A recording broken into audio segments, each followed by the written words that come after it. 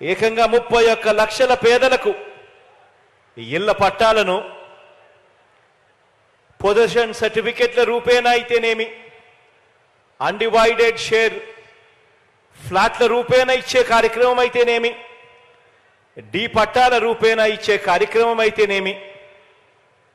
దేశ చరిత్రలో తొలిసారిగా ఈ రకంగా 31 లక్షల పేదలకు మంచి జరిగిస్తూ ఈరోజు ఆ పేదలకు, ఆ అక్క చెల్లెమ్మలకు ఇచ్చిన డి పట్టాలను సైతం రిజిస్ట్రేషన్ చేసి ఆ అక్క చెల్లెమ్మల చేతుల్లో పెడతా ఉండే మరో మంచి కార్యక్రమం ఈరోజు ఒంగోలు నుంచి ఇక్కడే జరుగుతా ఉంది అని చెప్పడానికి సంతోషపడతా ఉన్నా.